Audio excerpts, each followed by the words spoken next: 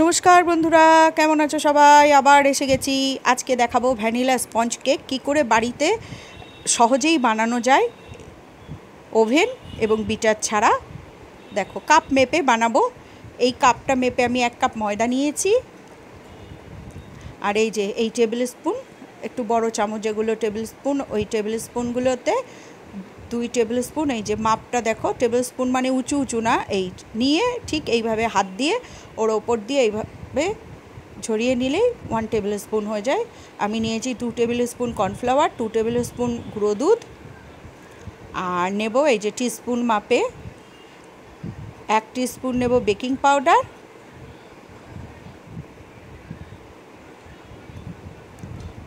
আর half teaspoon নেব baking soda.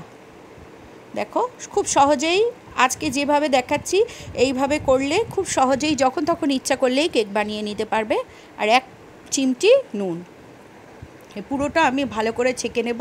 এই যে ছাঁকনিতে ছেঁকে নেওয়া, এইটা বেশ খুব সুন্দর করে করতে হবে। পুরো ইনগ্রিডিয়েন্টসটা ভালো করে মেশাতে হবে। এবার আমি হ্যান্ড হুইস্কার দিয়ে, বা এটা না থাকলেও কেউ একটু চামচ দিয়ে ভালো করে এটাকে এরকমভাবে একটু মিশিয়ে নেবে। এবার ওটাকে সরিয়ে রাখবো। এই দেখো, মিক্সিং জারে আমি 2টো ডিম নিচ্ছি।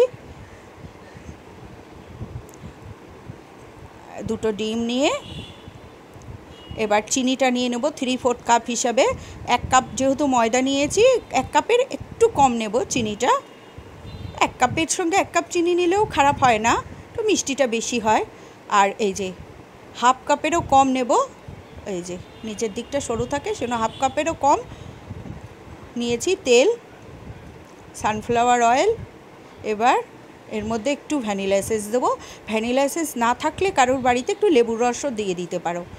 আর না হলে 2-1 দানা ওই এলাচ থাকে, এলাচ একটুখানি গুঁড়ো করে দিও, এলাচও দিয়ে দিতে পারো।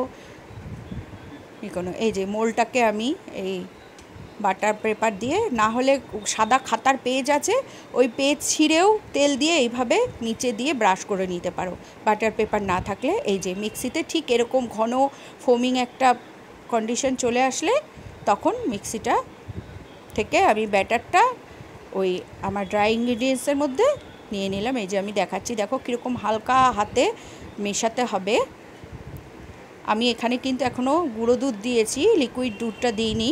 আমি মিশিয়ে দেখব, যদি দুধ মনে হয় লাগবে তাহলে একটু লিকুইড দুধ দেব। হ্যাঁ, আমার একটু মনে হচ্ছে একটু লিকুইড দুধ লাগবে। আমি হাফ কাপ মতো লিকুইড দুধ দেব, দিলে ব্যাটারটা খুব স্মুথই হবে।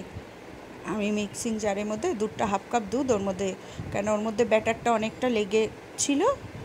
এই যে এইবার দেখো, এটা পুরোটাই হালকা হাতে মেশাতে হবে।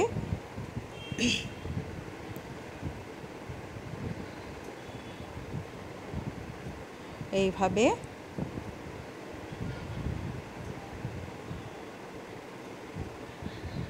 এবার আমি হুইক্সারে তুলে দেখাবো। দেখো, ড্রপিং কন্ডিশনটা ঠিক এরকম হবে।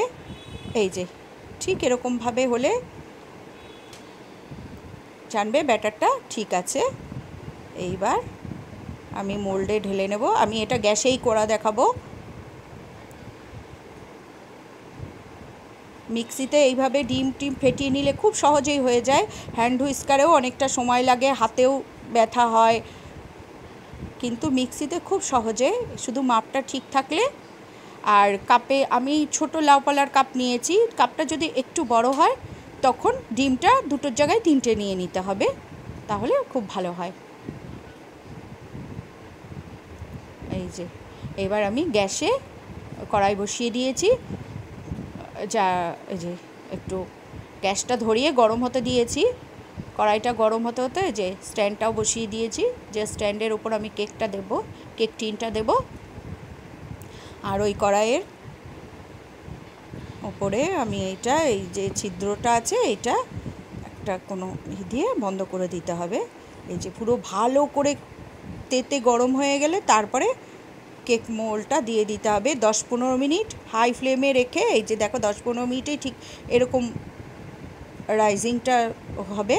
তারপরে লো ফ্লেমে হতে হবে। আমার প্রায় 20-25 মিনিট হয়েছে। দেখো কতটা রাইজ হয়েছে। এই যে 30-35 মিনিট পরে আমার কেকটা এরকম হয়ে গেছে। এই যে কেক খুব সুন্দর হয়। ভালো লাগলে আমার চ্যানেলটাকে লাইক ও সাবস্ক্রাইব করে দিও।